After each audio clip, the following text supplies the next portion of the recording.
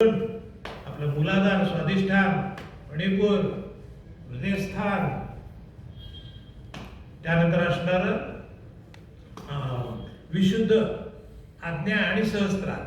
या एका रेषेमध्ये कुंडलिनीची आवृत्ती होत असते. आनंद प्रस्थानाला जातं, कुंडलिनीची आवृत्ती झालेली असते. जन्मावर विसरत नाही तुम्ही. 25 वर्ष झाले तरी आम्ही शिवडा विसरलो नाही, आम्ही आनंद विसरलो नाही, तिथली नदी विसरली नाही, तिथले समाधी मंदिर विसरलं नाही असं म्हणायला लागतात. आणि डोळे बंद केले की तिथं जाता आणि तेव्हा हे काय कुंडलिनी जागृती झालीच आहे. मूलाधार टू सहस्त्रार सगळं एकदम असं छान झालेलं असतं. तर ही अवस्था आपल्याला जन्मभर टिकवायची आहे. हे आपण उद्धरित आत्माना आत्मान, आपला उद्धार कसा करायचा आहे आपला आपल्याला समजायला पाहिजे. म्हणून या सगळ्या गोष्टीचा एकत्रित अभ्यास, दृढ निश्चय, निर्भयतेने करायला पाहिजे.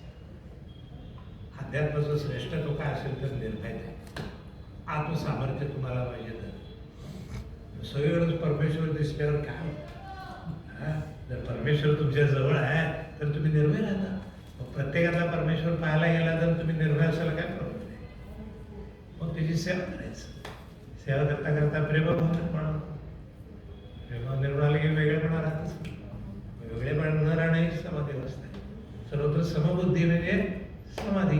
वेगळं नारायणाचं दर्शन व्हायला लागतंय, वेगळं पाव त्याला आपण ओवाळायला लागतो, त्याच्या पाय डोकं टेकतो, त्याला हृदयाशी धरतो. हे कुठं आलंय? हे समाधी अवस्था आहे. सर्वत्र समबुद्धी. सगळीकडे समय म्हटलं तर मग काय राग द्वेष संपलं की फक्त प्रेम आणि आधार आणि आनंदाशिवाय काय बोलतच नाही. त्यामुळे अंतरंगातून शांत, आनंदी आणि चैतन्यमय.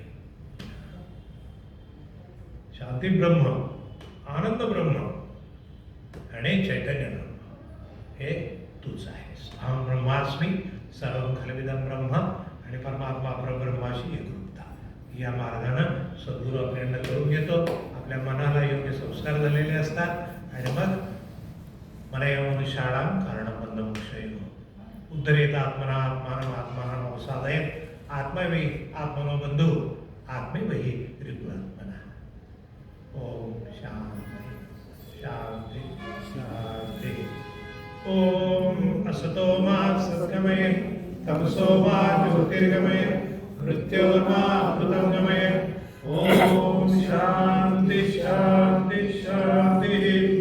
हरि ओम. श्री गुरुभ्यो नमः.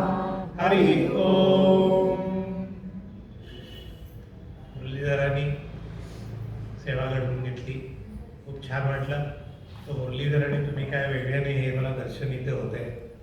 संतांची कृपा आहे. गजानन महाराज आहेत, परमपूज्य कोटणीस महाराज, केळकर महाराज, गुरुधर महाराज, या सगळ्यांनी हे सगळं घडवून आणले. सेवा त्यांच्या घरच्यांनी, कुटुंबियांनी, मित्रपरिवारांनी हे सगळं सप्ताह घडवून आणलाय.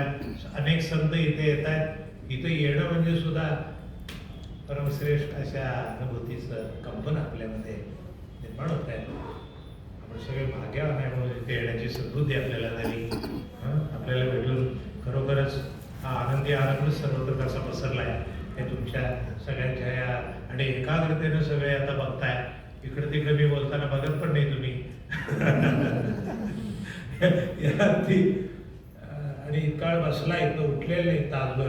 जसं एका जागी बसणं काही साधी गोष्ट नाही.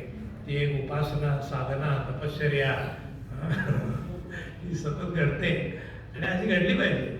मला आलेल्या कोण म्हणत होतो, अहो ते 2 महिन्याला सत्संगाचं काय झालं, मग आज काय म्हणलं आता नाही तुम्ही येत जाऊ की महिन्याला. मी म्हटलं मी तुमच्याबरोबर जायचं समजा की म्हटलं काय सत्संग म्हणते तुम्हाला. नाही ते तुम्ही बोलताय बरोबर आहे पण जरा एकत्र आलेली बरोबर पडते असं